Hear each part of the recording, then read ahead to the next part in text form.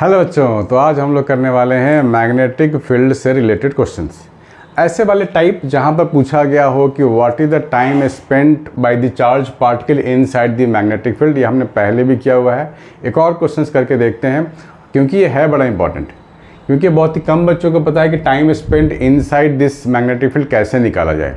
हालांकि जिन्होंने पहले वाले वीडियो आप लोगों ने नहीं देखे हैं वो भी आप देख लेना, और इस पर आप अभी ध्यान से देख लो।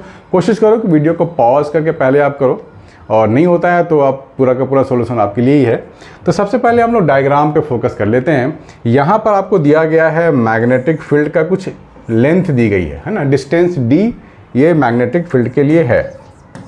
यहाँ पर पूरा मैग्नेटिक फील्ड है, इसके अंदर पॉजिटिव चार्ज की बात हुई। Positive charge particle of mass m and charge Q is projected with velocity v as shown in the figure. या 90 डिग्री पे फेंका गया है ना। Cross means magnetic field inside and charge particles coming like this, यानी कि 90 degree का angle बनता है। और यहाँ बोला गया है कि if radius of curvature of charge particle in magnetic field region is greater than d, then find the time spent by the charge particle in magnetic field. ठीक है ना, कितने टाइम के लिए ये मैग्नेटिक फील्ड के अंदर रहेगा ये आपको फाइंड करनी है। चलो अच्छी बात है।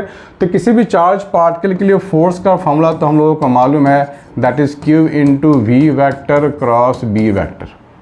ये ठीक है ना, v vector cross b vector. तो इसे हम लोग कैसे निकालते हैं, बार बार मैं बता चुका हूँ कि आपको वेलोसिटी की तरफ रखनी है फोर फिंगर को मैंने लिखा है f, राइट हैंड का फोर फिंगर, और b वेक्टर हो जाएगा पाम ओपन। b वेक्टर क्या होगा, पाम ओपन।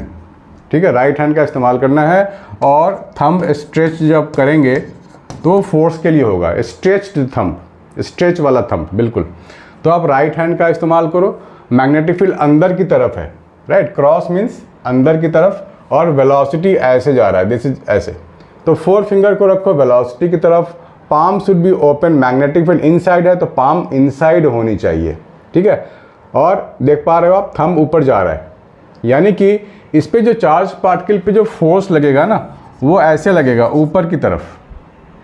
ठीक है ना, ऊपर तो ये ऊपर की ओर डेविएट हो जाएगा, ऊपर की ओर। यहाँ पे आपको ऐसे दिखानी पड़ेगी वेलोसिटी, तो वेलोसिटी अब ऐसे हो गया है ना, वेलोसिटी अब ऐसे हो गया, आप देख पा रहे हो, दिस इज द एरो, क्योंकि ऊपर जाने की टेंडेंसी हो गई ना, तो वेलोसिटी आपको ऐसे दिखानी पड़ेगी। तो फोर्स आप देख पा रहे हो, फोर्स इधर लग रहा है, तो ऐसे करके कहीं ना कहीं से बाहर जरूर निकलना चाहेगा। This one, this is the path, this is the path. तो इस पाथ का कुछ, ये तो आपको एक आर्क दिख रहा है, तो जरूर इसका कोई सेंटर भी होगा, and this is the radius. ठीक है ना, ऐसा कुछ ये बाहर निकलना चाहेगा। So this is the radius, this is angle theta, आप ऐसे लिख सकते हो। ठीक है ना, और यहाँ पर जो आपको डिस्टेंस मिल रहा है, यहाँ जो आपको डिस्टेंस दिख पा रहा है, ये हो गया डिस्टेंस d। ठीक है, distance d।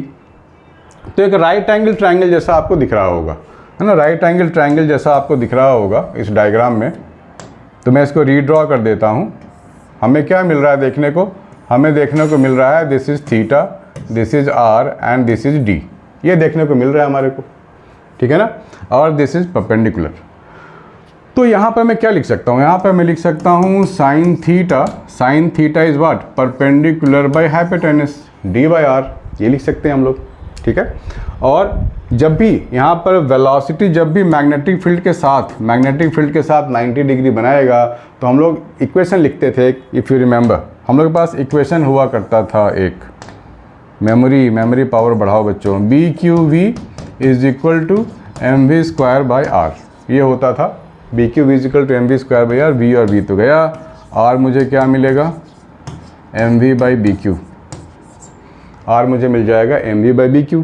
This is the radius. तो आप रेडियस की जगह यहाँ डाल सकते हो mv बाई BQ। चलो डाल देते हैं, sine theta is equal to d mv by BQ, ये मिल गया। ठीक है, ये मिल चुका है। तो यहाँ पर एक एंगल की जो बात होगी ना, थीटा हम लोग क्या लिख सकते हैं, थीटा क्या लिख सकते हैं, sine inverse DBQ upon mv, ऐसे लिख सकते हैं। तो आप यहाँ से भी ऑप्शन को चूज कर सकते हो ना, साइन इनवर्स BDQ का है अपॉन mb, ये दो ऑप्शन में है, sine inverse BDQ by mb। तो यही दो ऑप्शन में से कोई एक होगा, या तो ये होगा नहीं तो ये होगा। ये दोनों रूल आउट हो गए, है ना, ये दोनों तो रूल आउट हो गए। अब बाकी की चीज़ें आपको पकड़ते हैं, बाकी की चीज़ें पकड़ लेते हैं। चलो तो मैं डायग्राम को हटा देता हूँ, अब इसकी ज़रूरत नहीं है, ठीक है, इसकी भी ज़रूरत नहीं है। तो अब ध्यान से देखो, ये रेडियस है यहाँ पर हमारे पास। तो टाइम पीरियड हम लोग कैसे निकालेंगे? टाइम पीरियड कैसे निकालते हैं? 2πr/v, ठीक है ना, 2π/v। r की जगह मैं क्या लिखूंगा? mv/bq लिखूंगा। तो v तो गया, मुझे मिल गया 2πm/bq। ये टाइम पीरियड है। टाइम पीरियड का मतलब एक रोटेशन, एक कंप्लीट सर्कल के रोटेशन के लिए जो टाइम चाहिए वो टाइम मुझे मिल गया, ठीक है। यानी कि जो मैंने टाइम निकाला है वो 2π रोटेशन के लिए निकाला है। तो 2π रोटेशन के लिए टाइम मेरे को क्या मिल गया? 2πm/bq। तो यूनिट एंगल के लिए कितना हो जाएगा? 2πm/bq, ठीक है। यूनिट के लिए क्या हो जाएगा? 2π आपको नीचे आ जाएगा, तो आपको क्या मिलेगा? m/bq यूनिट के लिए। लेकिन थीटा एंगल, यहाँ पे आपने देखा था ना, थीटा एंगल बना रहा है वो, तो थीटा एंगल के लिए कितना टाइम हो जाएगा? थीटा के लिए कितना हो जाएगा? m थीटा हो जाएगा। यूनिट के लिए इतना, तो थीटा के लिए कितना? इतना। This is the time spent by the charge particle. और थीटा तो हम लोग निकाल के पहले से रखा हुआ है, यहाँ डाल देते हैं। तो m/bq और मल्टीप्लाई बाई थीटा। तो m/bq इंटू थीटा, तो ये क्या बन रहा है आपका ऑप्शन? ये ऑप्शन थर्ड आपका बन रहा है बच्चों। दिस इज दी थर्ड वाला ऑप्शन, ठीक है ना।